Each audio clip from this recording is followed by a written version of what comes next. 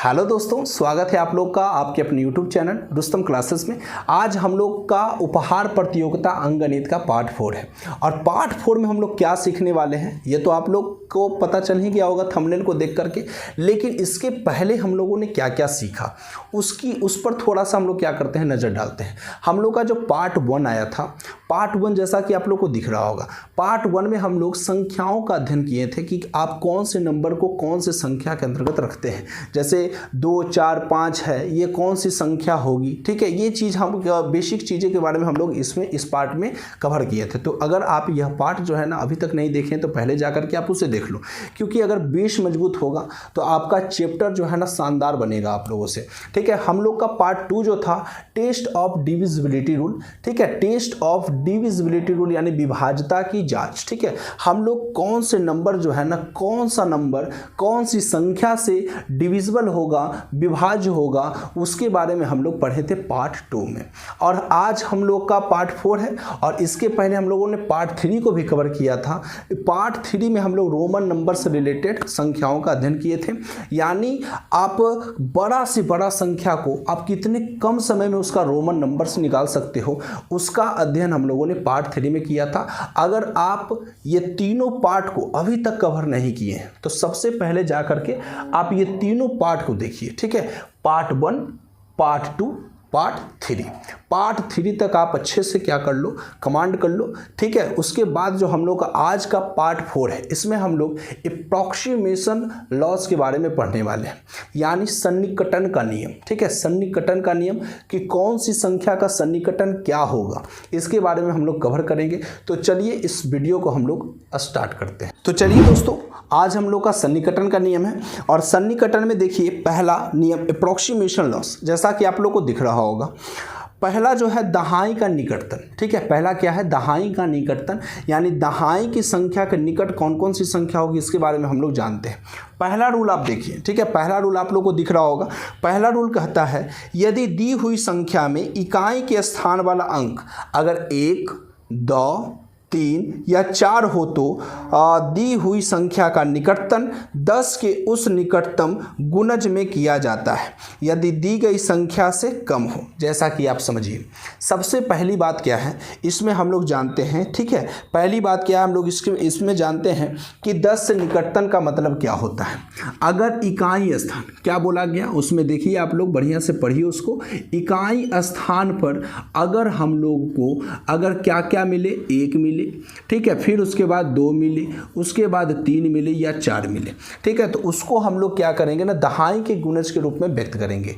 इसका मतलब क्या हुआ, जैसे आप समझना, जैसे 43 कोई संख्या मैंने ले लिया। ठीक है, 43 कोई संख्या मैंने ले लिया और 43 में आप बताओ इकाई के स्थान पर कौन सा है, यूनिट डिजिट जो है इसका क्या है, तो 3। अगर ये 5 से छोटा होगा, क्या होगा दोस्तों, 5 से छोटा होगा, तो मैं आपको एकदम बेसिक से बताता हूं, अगर कोई भी संख्या का जो इकाई अंक है 5 से छोटा होगा तो आप क्या करेंगे, उसके नीचे जाएंगे। अगर 5 से क्या होगा, कोई संख्या बड़ा होगा तो थोड़ा सा हम लोग ऊपर चढ़ेंगे, ऊपर थोड़ा सा सीढ़ी चढ़ेंगे। ठीक है, यानी आप समझ गए होंगे कि अगर कोई भी संख्या का इकाई अंक 5 से अगर कम होगा तो हम लोग नीचे वाले पायदान पे आएंगे, अगर 5 से बड़ा होगा तो हम लोग ऊपर वाला पायदान पे जाएंगे। यानी समझिए पायदान क्या है, जैसे ये बताओ इकाई स्थान है 3, 5 से छोटा है तो आप नीचे आओ, यानी 43 के नीचे आइए और ऐसा संख्या पे जाइए जिसके इकाई स्थान पर 0 आता हो। क्या आता हो, 0। तो 43 में आइए, 43 के बाद 42, 41 और फिर 40, यानी 43 का जो निकटतम मान होगा ना वो क्या होगा, 40 होगा। उम्मीद है समझ में आ रहा होगा आप लोग को। जैसे एक संख्या और ले लेते हैं, 82। कितना ले लेते हैं दोस्तों, 82। ठीक है, वो संख्या 82 है और ये बताओ इकाई के स्थान पर कितना है, 2 है। इकाई के स्थान पर 2 है तो मैंने क्या बताया कि 5 से अगर कम रहे, ठीक है, 5 से अगर वो संख्या कम है तो क्या करेंगे, उसके नीचे आएंगे उसका निकटतम मान निकालने के लिए। यानी 82 जो है, 82 के नीचे आइए, ऐसा कौन सा संख्या है जो हमें इकाई के स्थान पर शून्य देगा। तो इकाई के स्थान पर शून्य के लिए हमको क्या करना पड़ेगा, देखना पड़ेगा कि पीछे कौन सी संख्या होती है। तो 82 के पीछे क्या होगा, 81 होगा, 81 के पीछे क्या होगा, 80 होगा। तो तो हम लोग को इकाई स्थान पर क्या आएगा 0, यानी हमारा राइट आंसर क्या हो जाएगा 82 का निकटतम मान जो होगा क्या होगा 80 होगा। ठीक है, अब एक संख्या और ले लेते हैं हम लोग, जैसे कि एक संख्या ले लेते हैं 74। 74 बताइए 5 से 4 क्या है छोटा है, इसका इकाई स्थान 5 से क्या है 4 छोटा है, तो इसके लिए पीछे आना पड़ेगा आपको। तो 74, 73, 72, 71 और ये लास्ट में क्या देगा हमको 0, यानी कि इसमें देगा 70 में। ठीक है, एक संख्या और ले लेते हैं, जैसे हम लोग ले लिए 23। 23 में बताइए दोस्तों 23 का निकटतम मान 10 के रूप में क्या होगा। तो 23 5 से 3 क्या है छोटा है, तो इसके लिए आप नीचे आइएगा, पीछे बढ़ेंगे तो कौन सी संख्या 0 देगा, तो ये 2 है तो 2 ही देगा, यानी 2 और 1 0, यानी कितना दे देगा हमको 20। ये 43 था, 5 से 3 छोटा था, 4 है 4 लिख दीजिए और फिर 0 दे दीजिए। 82 है, 5 से 2 छोटा है, 8 है 8 दे दीजिए और फिर 0 दे दीजिए। इसका मतलब क्या हुआ, अगर हम आपको एक संख्या और देंगे 84, कितना देंगे 84 देंगे, तो 4 देख लीजिए 5 से छोटा है। ठीक है, 5 से क्या है छोटा है, तो नीचे आइए, नीचे आने का मतलब क्या 8 है, 8 लिख दो और फिर क्या कर दो 0 दे दो। ये आप नियम तभी लगा सकते हैं जब अगर इकाई अंक जो होगा आपका 5 से क्या होगा छोटा होगा। ठीक है, अगर मान के चलो अगर मैं आपको 96 दे दूंगा तो क्या इसमें आप 90 लिखोगे, नहीं लिखोगे, क्योंकि अगर आप 90 लिखोगे तो आपका गलत हो जाएगा निकटतम मान। ये क्या होगा, अगर आपका 5 से अगर संख्या ये बड़ी हो गई, ठीक है 5 से क्या संख्या हो गई बड़ी हो गई, तो इसमें आप 90 नहीं लिखोगे, तो इसके लिए आपको क्या लिखना पड़ेगा, इसके लिए आपको 100 लिखना पड़ेगा, जो हमारा रूल नंबर 2 में दिया गया है। रूल नंबर 2 आप देखिए दोस्तों, रूल नंबर 1 तो आप लोग को समझ में आ गया। ठीक है, अब रूल नंबर 2 देखिए क्या कहता है। रूल नंबर 2 को आप पढ़िए, यदि दी हुई संख्या में इकाई के स्थान पर क्या दिखेगा, इकाई के स्थान पर, इसमें ये कॉलम को हम अलग कर देते हैं, इकाई के स्थान पर हमको क्या दिखेगा दोस्तों, इकाई के स्थान पर यानी इकाई स्थान, ये हमारा फर्स्ट रूल था, ये हम लोग का सेकेंड रूल है। इकाई के स्थान पर आप लोग को दिख जाएगा 5, ठीक है 6, फिर उसके बाद 7, फिर उसके बाद 8 और फिर उसके बाद 9। ठीक है, 5, 6, 7, 8, 9। अगर ये संख्या अगर आपको इकाई के स्थान पर दिखता है तो आप क्या करोगे, दहाई वाले संख्या में क्या करोगे, बढ़ा करके लिखोगे। जैसे अगर ये 23 है तो मैं इसी के इंक्लूड एग्जाम्पल देता हूँ, जैसे 28। ठीक है, अब बताओ ये 5 से क्या हो गया बड़ा, तो बड़ा रहेगा तो बढ़ा के लिखेंगे। इसकी इकाई वाला संख्या अगर 5 से बड़ा होगा तो बढ़ा के लिखेंगे। ये 2 है, 28 है तो आप आगे जाओ कि कौन सी संख्या आपको 0 देगा, तो 28 के बाद कौन सी संख्या देगा 30। ठीक है, उसी प्रकार से आपको 86 अगर कोई संख्या हम ले लेते हैं, 5 से बड़ा हो गया, 8 को आप 1 प्लस कर देना, 8 और 1 9। ठीक है, उसके बाद 0 दे दिया हमको। बाकी अगर आपको मान के चलिए अगर एक संख्या और 29 दे देते हैं तो 29 5 से 9 बड़ा हो गया, 2 में 1 बढ़ा दीजिए 3। ठीक है, उसी प्रकार से एक संख्या और ले लेते हैं, 96 ले लेते हैं। 96 बताइए 5 से बड़ा है, 9 में 1 बढ़ा दीजिए 100। ठीक है, क्लियर हो रहा है आप लोग को, यानी आप समझ गए होंगे कि अगर कोई संख्या इकाई अंक अगर 5 से छोटा हो तो 5 से छोटा हो तो हम क्या करेंगे, उसका निकटतम मान देखेंगे। तो निकटतम मान जैसे 43 है, 43 का निकटतम मान 40 होगा। कौन सी संख्या होगी जो इसके बगल में 0 देगी, तो इसके बगल में 43 के बाद 42, 41 और ये 40। ठीक है, उसी प्रकार से यहाँ देखिए एक संख्या और मान के चलिए ले लेते हैं हम, एक संख्या लेते हैं 78 ले लिए दोस्तों। 5 से बड़ा हो गया और 5 से बड़ा हो गया तो 7 में आप 1 प्लस कर देना, तो 7 और 1 8 और 1 आप क्या करना 0 दे देना। इस प्रकार से आप क्या कर सकते हैं, संख्या का अनुमान कर सकते हैं, संख्या आप बना सकते हैं निकटतम मान। ठीक है, कोई भी संख्या का निकटतम मान आप इस प्रकार से क्या कर सकते हैं, बना सकते हैं। जैसा कि आप लोग को पहला रूल और सेकंड रूल समझ में आ गया हो गया, ये दहाई से रिलेटेड था। क्या था दोस्तों, दहाई से रिलेटेड था।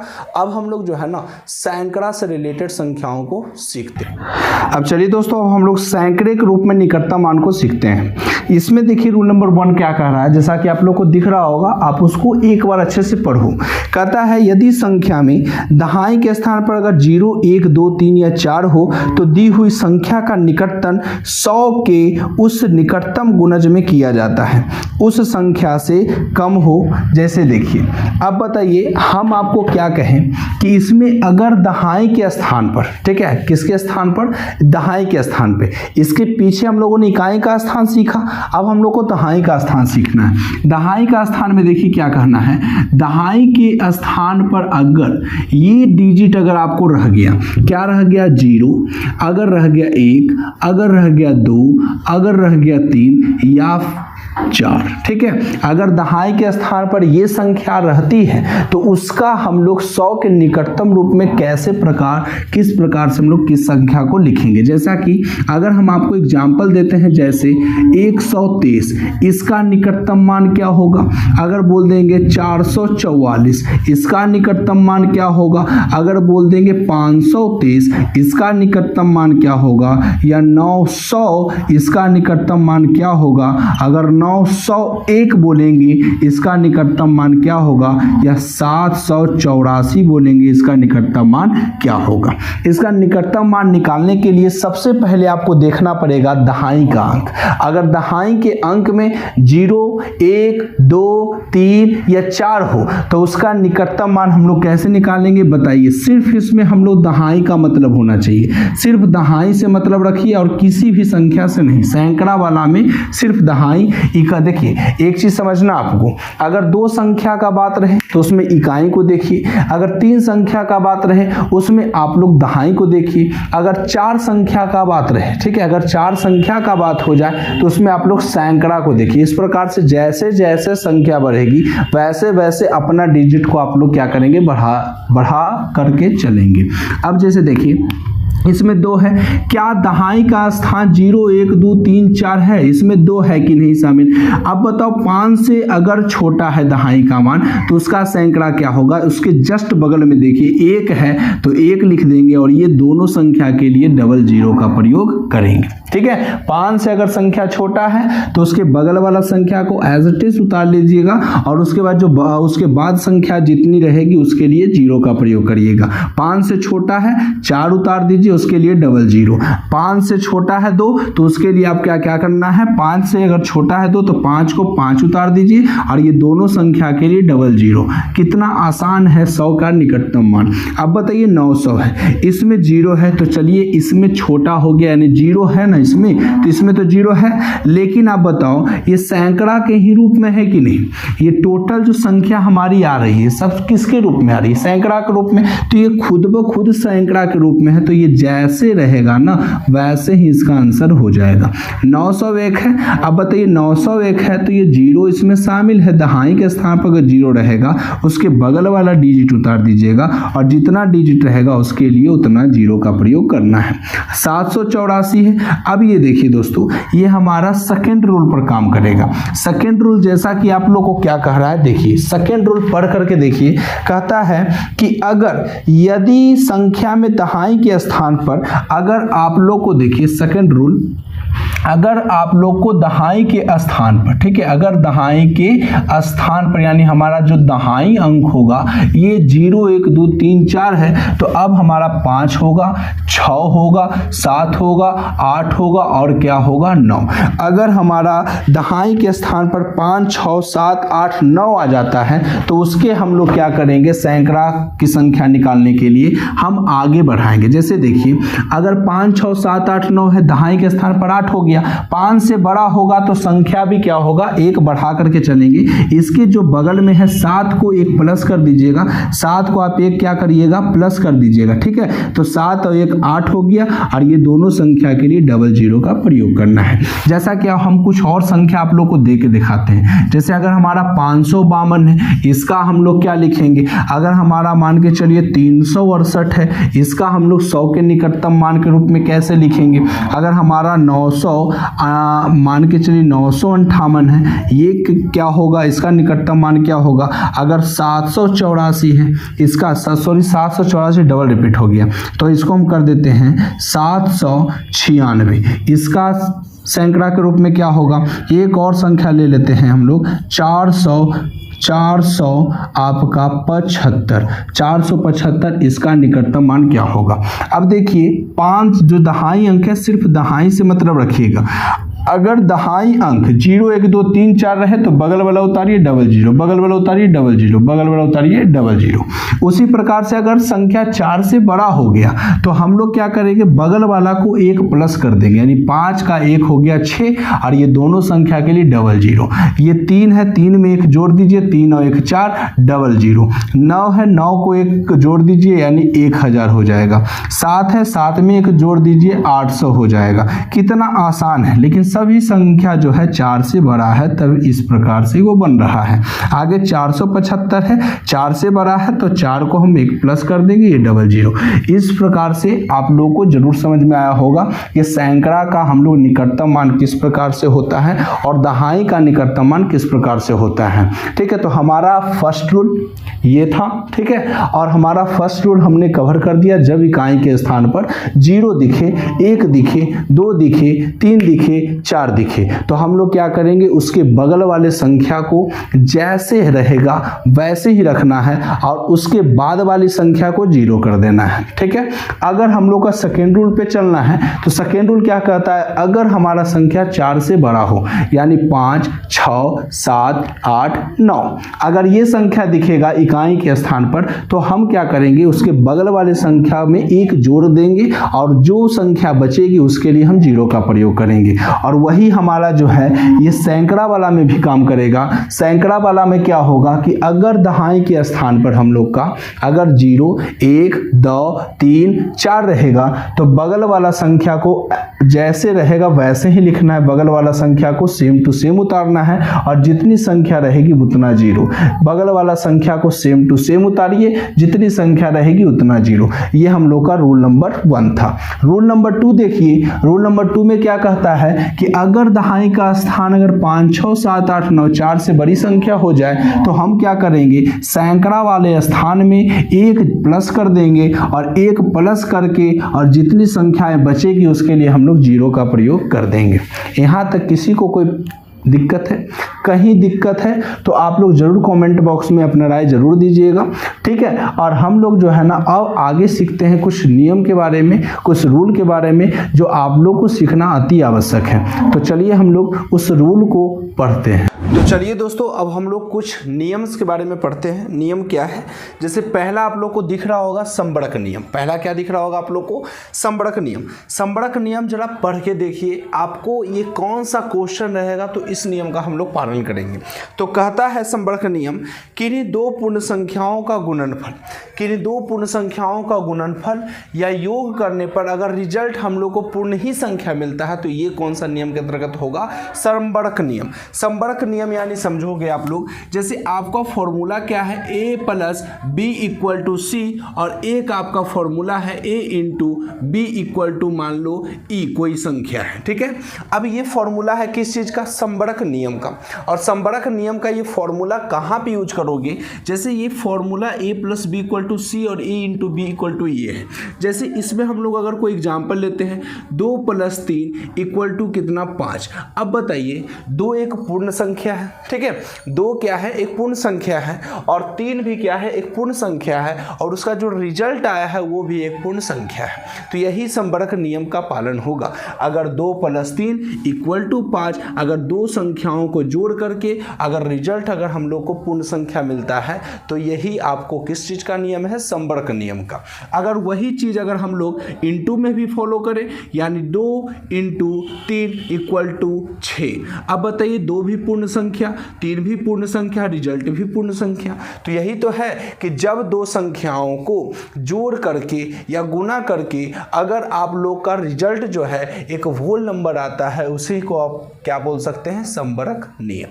समझ में आ गया। संबड़क नियम बस इतना ही आप लोग को याद करना है कि जब हम लोग 2 पूर्ण संख्या को जोड़ें या गुना करें, अगर हम लोग को रिजल्ट जो है पूर्ण ही संख्या मिलता है, वही संबड़क नियम का गुण होता है। ठीक है, अब हम लोग दूसरा नियम के बारे में जानते हैं। जैसा कि आप लोग को दिख रहा होगा क्रम विनिमय नियम। कौन सा है नियम, क्रम विनिमय नियम। अब क्रम विनिमय नियम का फॉर्मूला क्या होगा, अच्छे से आप लोग जानो क्रम विनिमय नियम क्या कहता है। क्रम विनिमय नियम हमेशा किस चीज़ में यूज होगा, तो जोड़ में और दूसरा गुना में, ठीक है। एक जोड़ में और दूसरा क्या इस चीज़ में होगा, गुना में।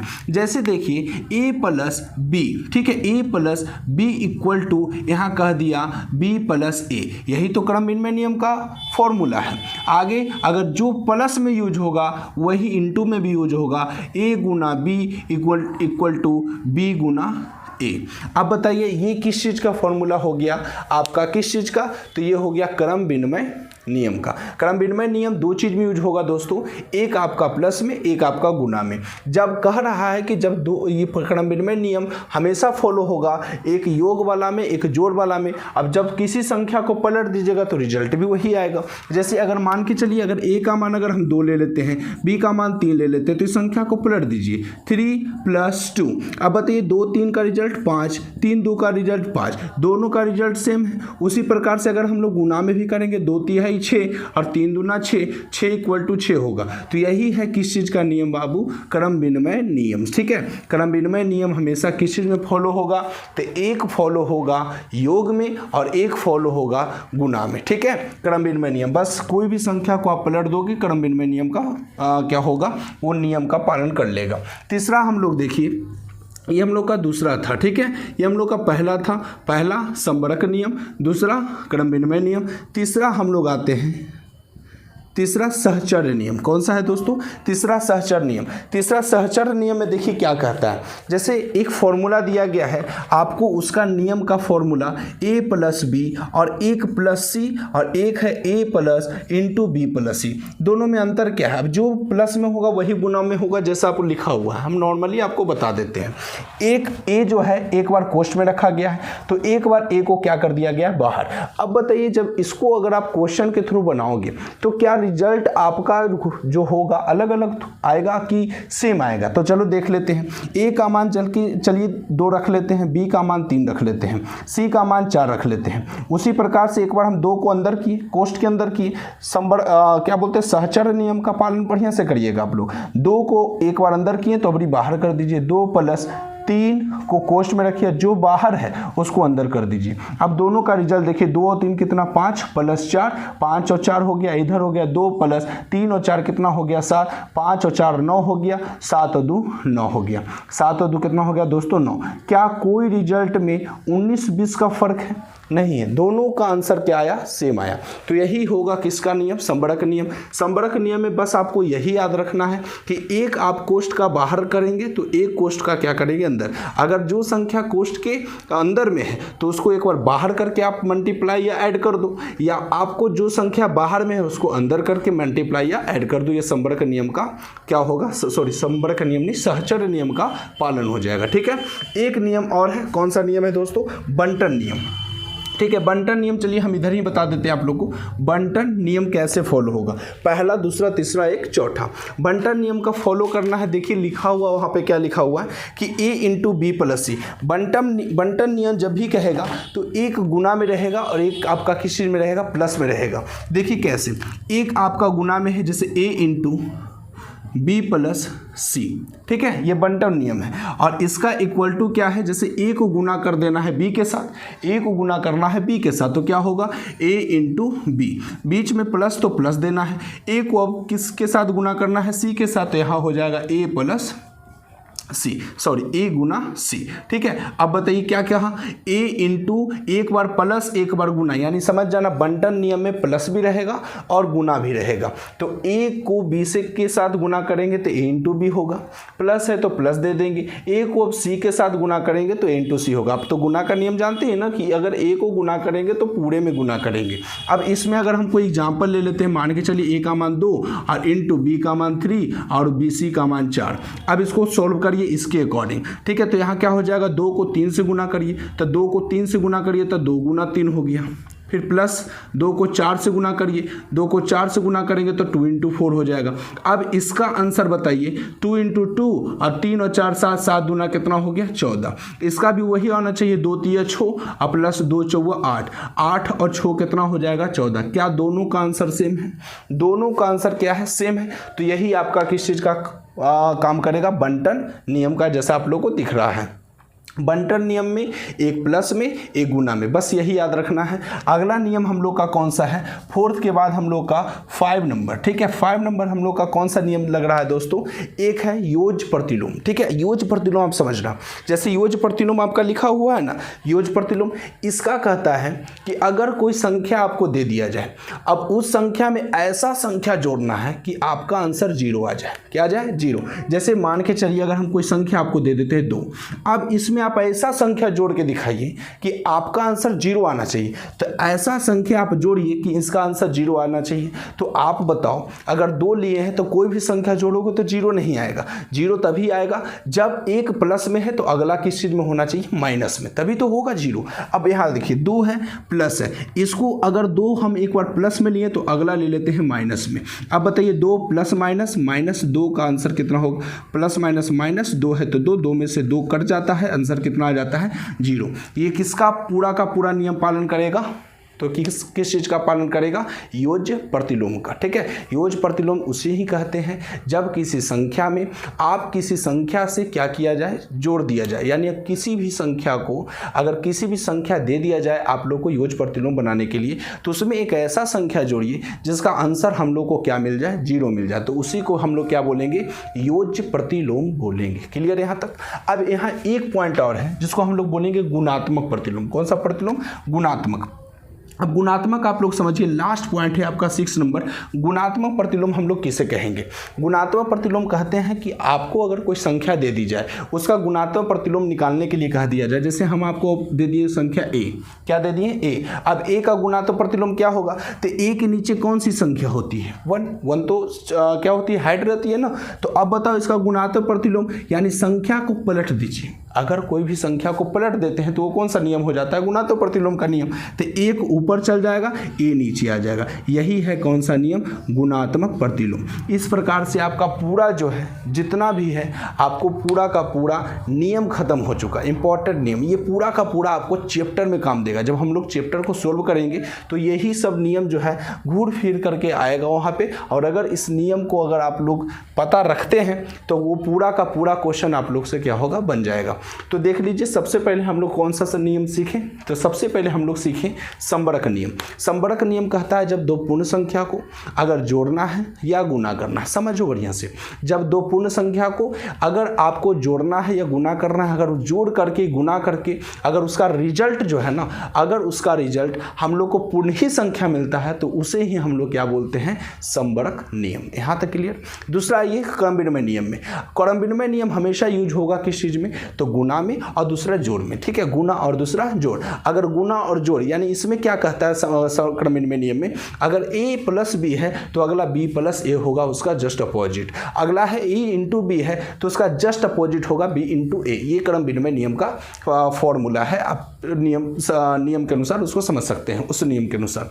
अगला तीसरा जो हम लोग का हुआ संबरक नियम। संबरक नियम क्या कहेगा कि एक बार आपको जो कोष्ठ में रहेगा, कोई संख्या एक बार कोष्ठ में दिया रहेगा और एक वही संख्या को आप क्या कर दीजिए, कोष्ठ से एक बार बाहर, यानी a यहाँ पे कोष्ठ में है, अगला a बाहर हो गया। यानी ऐसे करके कोई संख्या दे दी जाए और पूछ दिया जाए ये किस नियम के अंतर्गत इसको सजाया गया है, तो आप अगर ये फॉर्मूला को याद रखोगे ना तो वो पूरा नियम के अनुसार आपको पता चल जाएगा कि उस संख्या को कौन सा नियम के द्वारा सजाया गया है, अगर यही आप लोग को फॉर्मूला पता रहेगा तब, ठीक है। अब यहाँ देखिए, तीसरा नियम तो आप समझ गए। चौथा नियम है बंटन नियम। बंटन नियम याद कैसे करना है, तो बंटन नियम में आपका एक बार प्लस रहेगा, एक बार गुना रहेगा। क्या प्लस भी है और गुना भी है, अगर दोनों का मिश्रण रहेगा समझ जाना वो क्या है, बंटन नियम है। अगला हम लोग का कौन सा है, योज प्रतिलोम। योज प्रतिलोम उसे कहेंगे जब कोई संख्या अगर आपको दे दी जाए और आपसे पूछा जाए कि इसमें ऐसा कौन सा संख्या जोड़ा जाए कि उसका आंसर हम लोग का क्या हो जाए, 0 हो जाए, तो उसमें हम लोग किस चीज का प्रयोग करते हैं, योज प्रतिलोम का प्रयोग करते हैं, ठीक है। एक लास्ट पॉइंट आप लोग का बचा हुआ है, कौन सा लास्ट पॉइंट है, गुणात्मक प्रतिलोम।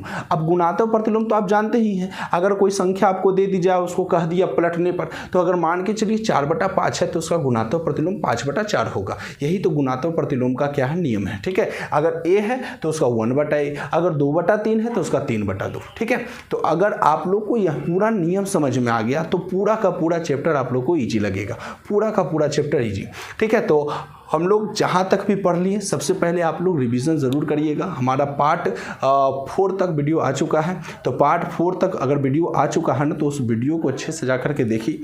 जहाँ दिक्कत होता है ना, जहाँ दिक्कत होता है वैसे आप लोग कमेंट कर सकते हैं, ठीक है। हम उसका पूरा का पूरा जितना भी आपको दिक्कतें होगी, कोई भी फॉर्मूला में अगर हम बता दिए, कोई फॉर्मूला में अगर आप लोग को दिक्कत है, कोई क्वेश्चन में आपको दिक्कत है तो आप वहाँ पूछ सकते हैं, तो हम वहाँ आपको आंसर ज़रूर दे देंगे, ठीक है। तो यहाँ तक तो हम लोगों ने कर लिया, ठीक है। एक आवश्यक सूचना हम आपको बता देते हैं कि मंडे को, इस बार मंडे को हम लोग एक महा मैराथन का क्लास ला रहे हैं, ठीक है। सिर्फ 5 घंटा का क्लास होगा। जो व्यक्ति जो है ना, जो व्यक्ति क्लास 10th के विद्यार्थी हैं, ठीक है, आप बढ़िया से सुनना है, ठीक है। आपके लिए फ़ायदेमंद हो सकता है ये वीडियो जो आने वाला है। जो व्यक्ति क्लास 10th का विद्यार्थी है, जो व्यक्ति इस बार एग्ज़ाम देने वाला है और वो चाहता है कि हम अच्छा से अच्छा स्कोर मैट्रिक में मैथ में हमारा अच्छा स्कोर हो, तो उसके लिए हम लोग क्या कर रहे हैं, 5 घंटा का एक वीडियो ला रहे हैं। उसमें पूरा का पूरा त्रिकोणोमेट्री जो है ना पढ़ाया गया है। और त्रिकोणोमेट्री एक खास टॉपिक होता है क्लास 10th वाले छात्रों के लिए। क्लास 10th में अगर कोई चैप्टर इंपॉर्टेंट होता है ना तो त्रिकोणोमेट्री, बहुत क्वेश्चन उसमें पूछे जाते हैं, क्योंकि एक नया चैप्टर ही है त्रिकोणोमेट्री। बाकी आपको 8 और 9th में नहीं मिलेगा, सिर्फ 10th में मिलेगा। तो 10th का एक बहुत खास चैप्टर है त्रिकोणोमेट्री, उसको हम लोग पूरा का पूरा एक वीडियो में पूरा शुरू से लेकर के, यानी पूरा बेस से लेकर के हम लोग पूरा हाई लेवल तक उसको पढ़ेंगे। और जो विद्यार्थी इस बार एग्जाम देने वाले उनके लिए वह वीडियो एकदम बिल्कुल खास होने वाला है। तो वह वीडियो जो हमारा मंडे को आएगा उसको आप लोग ज़रूर एक बार देखिएगा, ठीक है। और आज के लिए तो हम लोग इसको कवर कर लिए हैं। एक साइड हम लोग इसको भी कवर करते हैं, प्राथमिक उपहार, प्राथमिक अंकगणित, और हमारा वीडियो क्लास 10th के लिए भी चलता है। धीरे धीरे हम लोग कंपटीशन की ओर भी बढ़ेंगे, ठीक है। तो आज के लिए बस इतना ही। अगर यह वीडियो अगर आप लोग को अच्छा लगा हो तो लाइक और सब्सक्राइब एंड दोस्तों के साथ शेयर करना ना भूलेंगे। दोस्तों में ज़रूर शेयर करेंगे कि हमारा वीडियो और भी आगे जा सके। तो आज के लिए बस इतना है दोस्तों, धन्यवाद।